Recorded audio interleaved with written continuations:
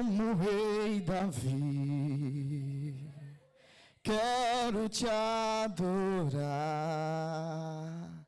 A minha alma canta a ti, Senhor, em adoração. Digno é de louvor, majestade santa. Nosso prazer, Senhor, nosso prazer é te louvar, nosso prazer é te adorar, é te engrandecer nessa noite, ó Pai. Pai querido, toma primazia agora, Senhor. Eis aqui a tua noiva, eis aqui o teu servo, ó Pai. Pai querido, o teu Espírito Santo tem liberdade neste momento, ó Pai. Sabemos, ó Pai, que estamos neste culto, ó Pai, culto de missões, ó Pai querido. E nada melhor, Senhor, do que louvar e engrandecer o nome daquele, ó Pai, que veio, meu Deus, e morreu na cruz do Calvário, mas ressuscitou, vive e reina, se encontra aqui neste lugar. Por isso, Pai, venha falar conosco em nome de Jesus. Quem crê, diga amém. Salve, amada igreja, com a paz do Senhor, amém. Aleluia. Salve, amada igreja também que está cultuando juntamente conosco através das redes sociais, com a gloriosa paz do nosso Senhor Jesus. Meus amados, motivo de alegria estarmos na casa de Deus, adorando a este Deus vivo. Meus amados, quando nós falamos que o nosso Deus, Ele vive e reina, porque verdadeiramente Ele está vivo e está reinando sobre a nossa vida, sobre a tua casa e sobre essa igreja. Meus amados, assim que eu recebi a notícia, através do nosso pastor Eliel Veras, eu quero já deixar o agradecimento pela confiança ao nosso pastor Eliel Veras, também ao nosso diácono Pablo, aqui da DF Leandra, de estar hoje incumbido de ser boca de Deus, voz de Deus para a noiva do Cordeiro. Meus amados, eu confesso que eu no caminho vim comentando com minha esposa qual mensagem. Tinha 3 mensagens preparadas para trazer a noiva do Cordeiro, mas nós sabemos que é o Espírito Santo, Ele faz da maneira dele, do jeito dele. E meus amados, quanto a nossa querida Levita Ellen louvou aqui, o Senhor começou a confirmar a mensagem dessa noite. E quanto a nossa querida irmã ali, Agnes, também louvou. Eu falei, meu Deus, está cancelado esta mensagem. É isso que o Espírito Santo, Ele quer falar nessa noite. E eu quero que somente que o Senhor venha transmitir tudo aquilo que Ele deseja para o teu povo nessa noite. E eu creio, se nós ficarmos atentos à voz do Espírito Santo nessa noite, vamos sair daqui transbordando na presença de Deus, porque a palavra de Deus, ela renova a todo tempo. Meus amados, sem mais delongas, quero respeitar o meu tempo determinado. Convido a amada igreja para abrirem as vossas Bíblias no livro do profeta Ezequiel, capítulo número 2.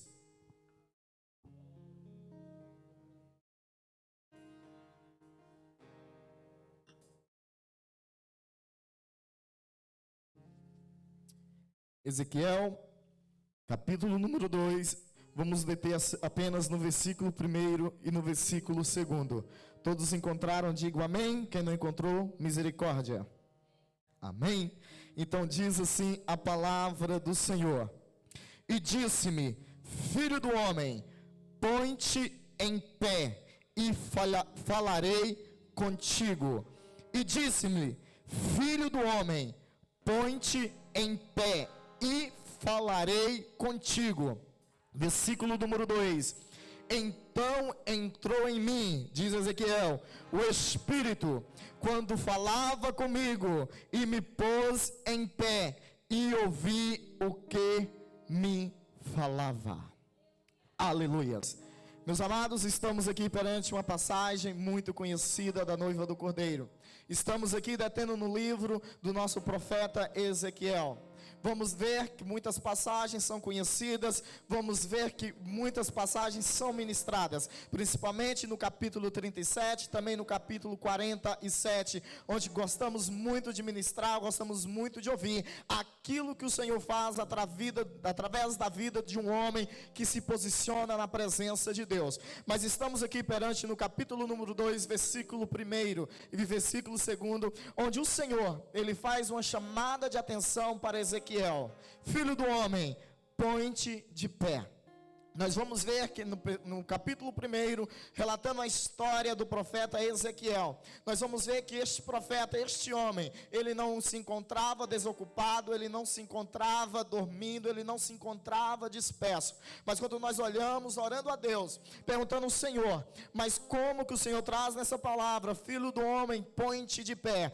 Nós oramos, buscando ao Senhor, o Senhor traz a revelação. O que o Senhor está aqui detendo para a vida de Ezequiel, o que ele está falando para a noiva do Cordeiro nessa noite meu amado, quando o Senhor fala filho do homem, põe-te em pé, não quer dizer que o corpo, o físico do Ezequiel estava caído, estava moribundo, estava cansado, estava jogado, estava ali o corpo querendo desistir. Mas quando o Senhor ele traz essa palavra, ele traz no âmbito também ministerial, no âmbito espiritual. Nós vamos entender, porque a vida do profeta Ezequiel, nós vamos entender que ele é filho de um sacerdote chamado Buzi. Então nós vamos entender que o profeta Ezequiel, na tua infância, no meio da tua parentela, ele é preparado para o mundo, para o meio sacerdotal. Nós vamos ver que a vida deste jovem, a caminhada desse jovem, é somente em templos preparatórios, em consagração, somente ouvindo a palavra de Deus.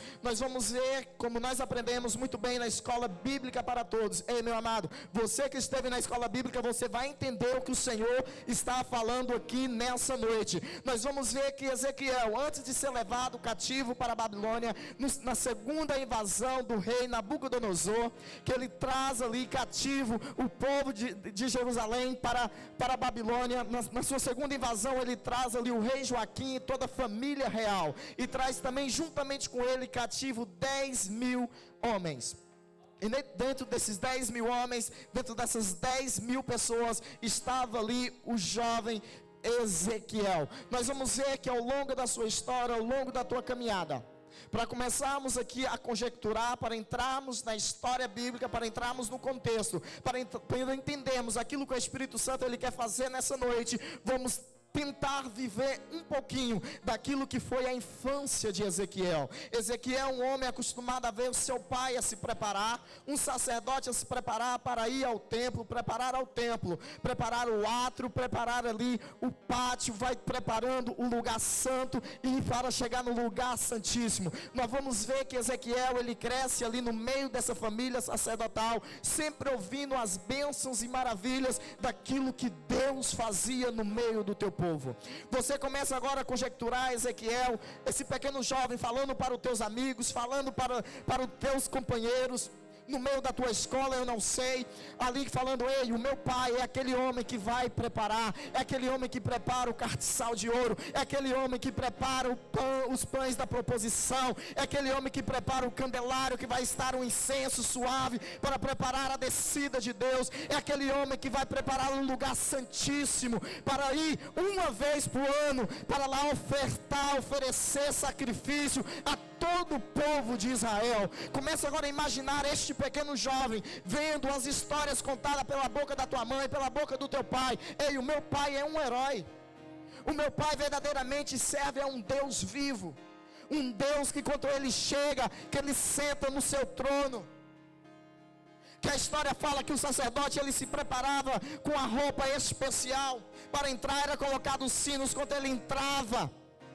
Quando descia Deus, que Deus chegava ali na arca da aliança, aquele sino se tocava, o povo já sabia: ei, o sacerdote ele não morreu. Isso significa que é mais um ano de paz, é mais um ano de abundância, porque o Senhor ele perdoou os nossos pecados.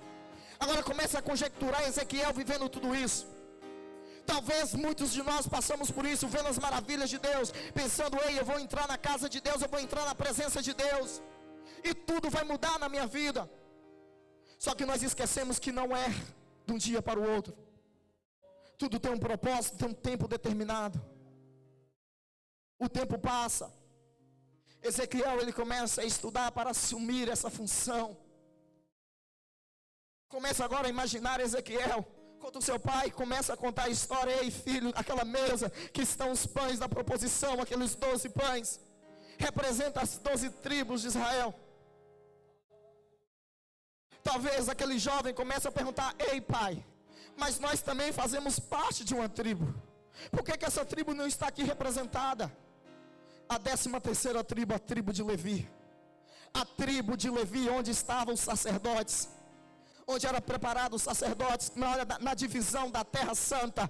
A tribo de Levi, ela não entrou nessa divisão, porque era um povo separado, era um povo que o Senhor escolheu. Ei filho, a tua herança não é aqui na terra, a tua herança está no céu. Vocês não vão receber herança daqui da terra, porque vocês estão determinados de andar pelos 4 cantos da terra, e através da tua vida a minha presença vai descer, e o pecado do povo será perdoado. Começa agora a imaginar aquele jovem pensando tudo isso. Oi pai, então nós somos um povo escolhido, nós somos um povo especial, porque nessa divisão não teve nada terreno, porque tudo vem do céu, tudo vem do céu, tudo vem do céu. Mas quando nós pensamos assim, ei pai, eu também quero viver essa história, trazendo para o nosso contexto atual, para a nossa história atual. Quando nós olhamos para as histórias, para os heróis da fé, quando nós olhamos para o profeta Ezequiel, e nós pensamos, ei pai, também quero ter aquela visão extraordinária dos céus. Pai, eu também quero ter aquela visão de um vale de ossos secos, pai, onde eu pôr a minha mão, pai, vai restaurar, vai curar, vai salvar. Pai querido, eu também quero ter essa unção, de onde eu pôr a minha mão, onde é ossos, que venha ter vida. Mas nós esquecemos, quando nós fazemos essa oração, estamos abrindo mão das heranças da terra. Quando nós fazemos essa oração, nós temos que trazer na nossa mente, que nós estamos dizendo, ei Deus, eu não quero depender de nada terreno, eu quero depender de tudo que vem do alto. E quando nós fazemos essa oração, que dependemos de tudo que vem do alto, não é na nossa hora, não é do nosso jeito, é na hora de Deus, é do jeito de Deus. Quando nós declaramos que o Senhor é o meu bom pastor, e nada me faltará. Meu amado, quando nós verdadeiramente entendemos essa palavra, quando nós verdadeiramente vivemos essa palavra, nós vamos entender que o Senhor verdadeiramente é o nosso bom pastor, e nada vai nos faltar. Não é quando a tua mesa estiver cheia, não é quando a tua mesa estiver cheia com abundância, mas é a partir do momento que você olhar para a tua mesa, e você não ter nada, e Deus prover, dia após dia, dia após dia. Isso é viver a abundância de Deus. Viver a dependência de Deus é você deitar a tua cabeça e descansar, sabendo, meu amado, que eu não tenho condições amanhã, eu não sei como vai ser amanhã, mas você sabe que Deus vai prover. Deus vai prover. E isso era a vida desses sacerdotes. Eles não preocupavam se hoje tinha na sua mesa, ei, acabou o último pão, pastor Eliel, acabou a última massa. Não, eles descansavam o seu coração, eles iam buscar, eles iam se preparar, eles iam se consagrar, porque sabia que no dia seguinte estava na mão de Deus. Meu amado, quando nós olhamos e quando nós vemos os detalhes, as maravilhas de Deus, o sacerdote, ele se preparava com aquela roupa bonita, aquela roupa diferenciada, de santo, de servo, mas também fala que sobre as suas barbas colocavam um óleo diferente, um azeite diferente. Talvez você nunca parou para perguntar o porquê. Não é porque ele queria andar bem perfumado, não queria mostrar para o homem que ele era aciado. É porque tinha pessoas naquela época que não poderiam ver. Havia pessoas naquela época que eram cegas, pessoas surdas. Mas quando o homem de Deus, ele chegava, aquele que era cego, aquele que era surdo, aquele que era mudo, não reconhecia pelas vestes, não reconhecia pela voz, mas sim pelo cheiro suave que vinha dos céus. Então comece a imaginar agora esse jovem, vivendo tudo isso, se preparando para assumir uma função que é da tua família, sabendo que é um povo escolhido, um povo que está ali somente para servir, para representar o povo. Mas algo que acontece no meio da história, no meio dessa trajetória. A palavra de Deus fala, como eu já pincelei, o rei Nabucodonosor novamente invade Jerusalém. leva cativo o seu rei, leva cativo o povo. E ali estava Ezequiel. Ezequiel é levado cativo, como é conhecido o profeta do cativeiro. Ele está agora ali servindo à beira do rio Quebar. Ele está ali agora trabalhando como escravo. Um jovem que foi preparado para ser sacerdote. Um jovem que começa agora, talvez, a pensar, já não tem solução, presbítero André. A única coisa que eu sei fazer é buscar a presença de Deus. A minha vida toda foi preparada para isso. Talvez muitos de nós saímos da nossa cidade, do meio da nossa parentela. Encontramos talvez em situações que nós olhamos hoje para Deus e falamos: Senhor, eu não sei o que fazer agora. Senhor, eu não me preparei para isso. Mas Deus está dizendo nessa noite: meu amado, você não se preparou, mas eu já tenho tudo preparado para você. Eu já tenho tudo determinado para a tua vida. Ezequiel é um homem ali estudado, um homem preparado. Ele agora está ali com um tronco nas costas, com 2 baldes, um de cada lado. Um carregando água, outro carregando argila. Nós vamos estudar a história, nós vamos ver que as arquiteturas babilônias era referência naquela altura. Eles levavam aqueles presos cativos para trabalhar na argila, no barro, dia e noite. E ali estava Ezequiel, vendo a tua família ser morta. A sua esposa, ele morre durante esse período do cativeiro. No meio da nossa caminhada evangélica, quantas pessoas nós já perdemos? Quantos entes queridos nós já perdemos? Quantos sonhos nós já perdemos? Quantos projetos nós já abrimos mão? Ezequiel capítulo número 2. Filho do homem, põe-te de pé. Não quer dizer que ele estava deitado, desocupado. Deus estava falando assim: ei filho, tem bom ânimo. Põe-te de pé, tenha bom ânimo. Levanta a tua cabeça, não esqueça da tua história, não esqueça quem te chamou, não esqueça quem te escolheu. Oh, canta mais, oh, canta mais. Oh, canta mais, oh, canta mais, oh, canta mais. Oh, aleluia.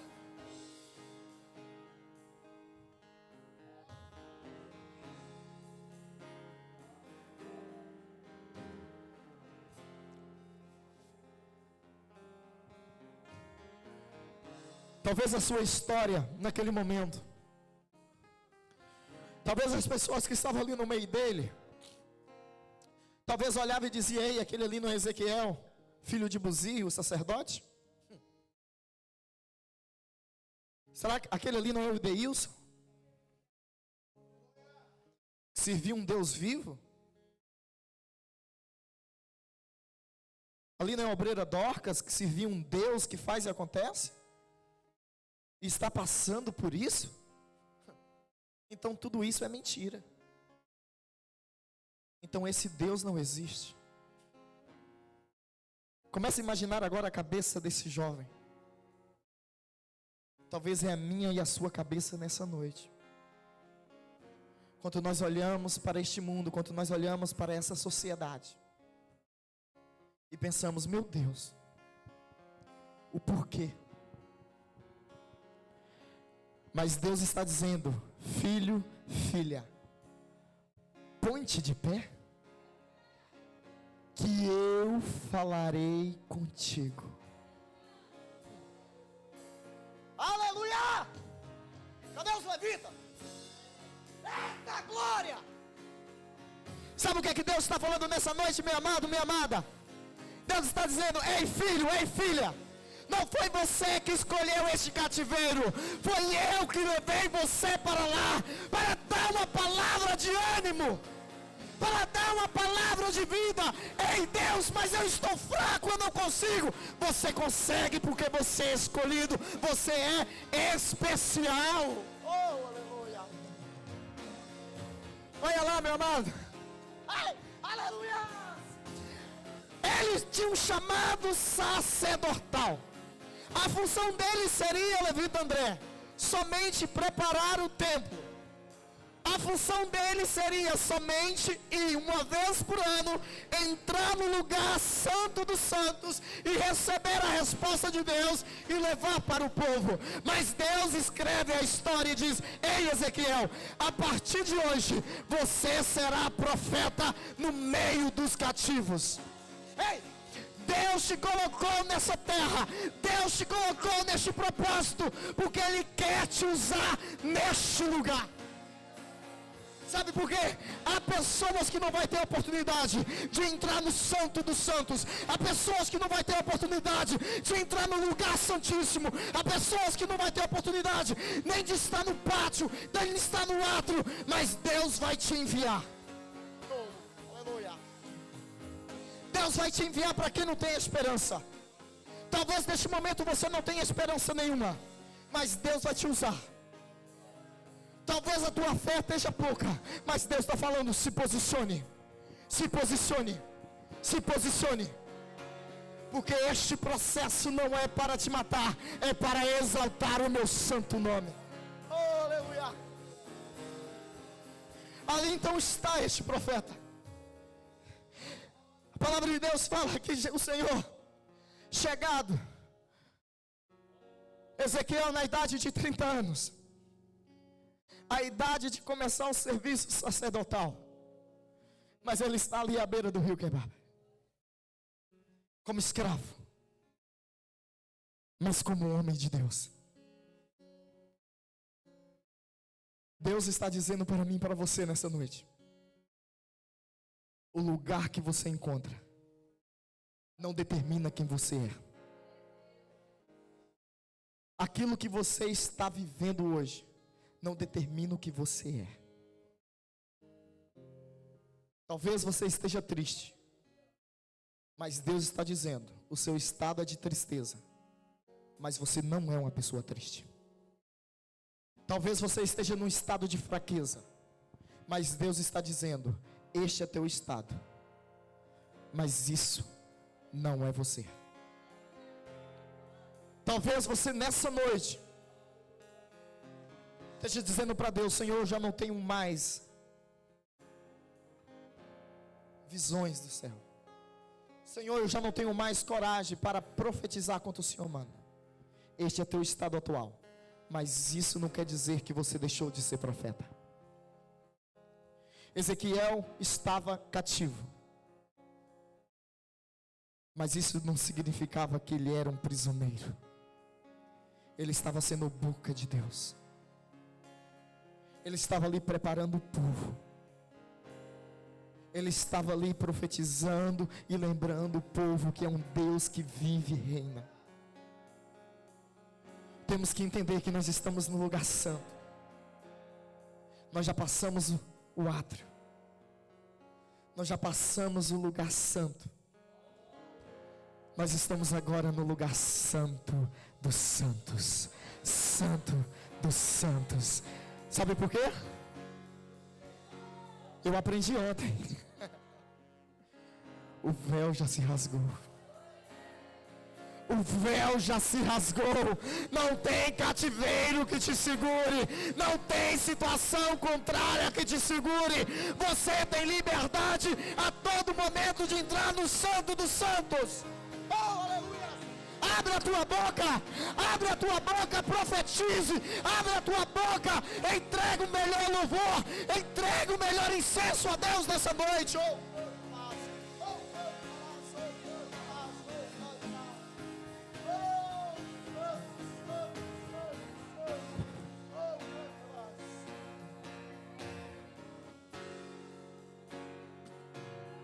Eu tenho que correr.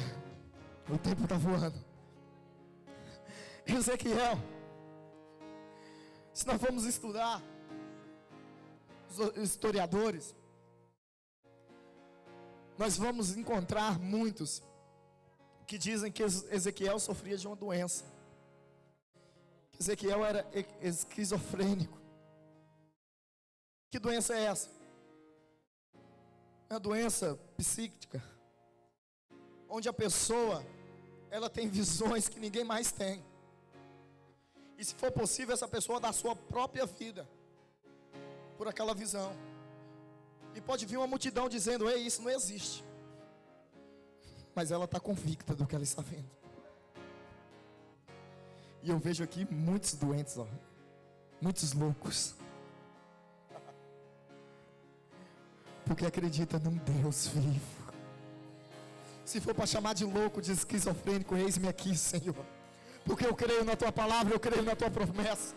E eu começo a conjecturar com os olhos da fé que o Senhor está levantando uma multidão de homens e mulheres nessa noite. Oh, aleluia! Tem que ser louco. Ezequiel, ele se coloca na posição, e o Senhor leva ele para um vale. Como é que pode Deus pegar um profeta, pegar uma pessoa e levar para um vale cheio de ossos, sequíssimos? Ah, Deus, eu quero ver o mundo espiritual. Senhor, eu quero te servir do jeito que o Senhor quiser.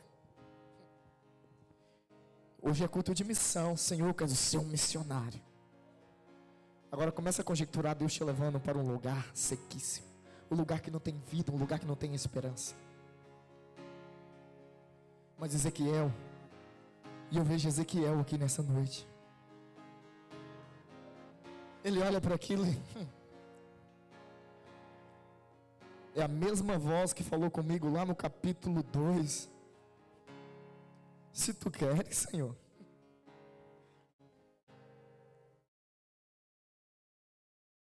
Agora eu pergunto: todos conhecem Ezequiel 37? Sim? A famosa passagem do vale de ossos secos. Culto de missões, e aqui eu começo a mensagem.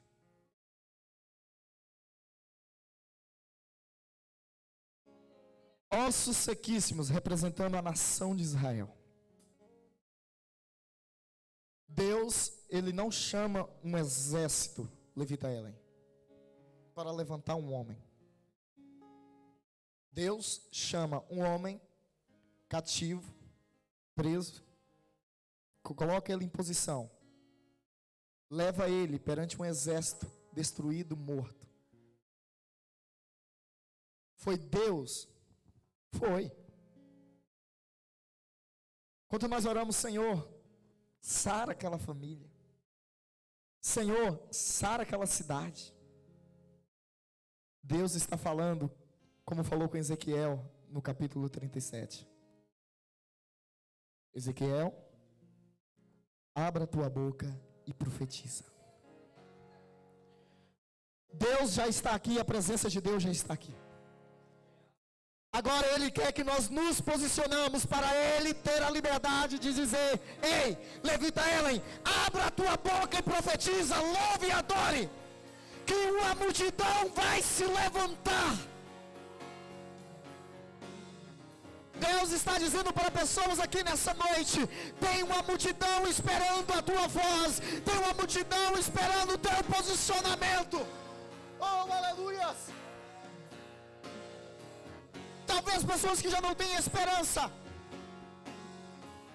ossos sequíssimos, já não tinha carne, já não tinha nada, já não tinha nervo. Deus traz à existência aquilo que já não existe. Quanto eu, quanto você nos colocamos na posição de servos, de adoradores dele. Temos que entender que o Senhor nos chamou nessa noite para fazermos a diferença nessa terra. Eu não sei se você entrou aqui nessa noite procurando, clamando por um milagre, clamando por algo sobrenatural.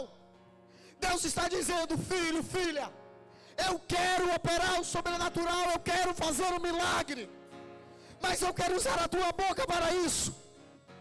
Eu quero te usar para isso. Porque com o Senhor Ele só vai agir no sobrenatural quando nós fizermos o que é natural. Quando nós nos posicionarmos na presença dEle. Oh, aleluia. Nós vamos ver que Ezequiel, ele se posiciona, ele profetiza, e a palavra de Deus fala que aqui levanta-se um exército que já não tinha vida, agora tem vida. Oh, aleluia. Depois disso tudo, depois desse processo, depois daquele jovem ser tirado do meio da tua família, do meio da tua parentela, da tua terra, levado preso, cativo, depois de ter essas visões extraordinárias, lá no capítulo 47, Deus fala: ei, agora chegou a hora, Ezequiel, você já profetizou, você já falou para os cativos, você já chegou numa multidão que estava morta, destruída. Através da tua boca houve vida.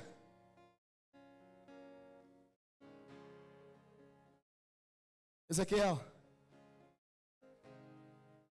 Atos 2 chegou para você agora.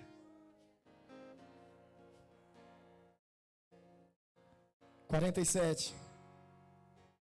O Senhor apresenta para Ezequiel: Ezequiel, venha. Venha. Um côvado, 1000 côvados, 2000 côvados.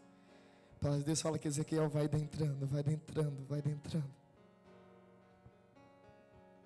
Como homens e mulheres de Deus, nós falamos: Senhor, eu quero viver a tua plenitude. Mas nós só queremos viver aquilo que é palpável aos nossos pés. E o Senhor estava falando: Ezequiel, eu quero te dar mais. Então vem, Ezequiel.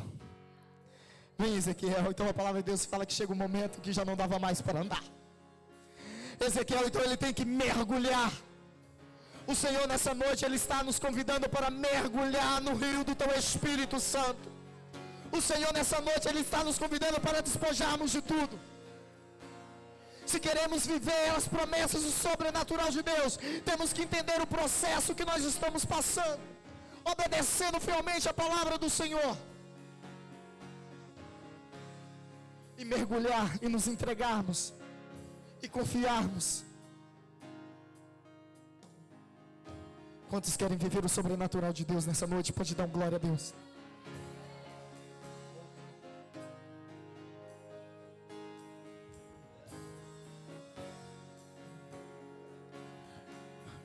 Coloque sobre os teus pés. Fecha teus olhos neste momento.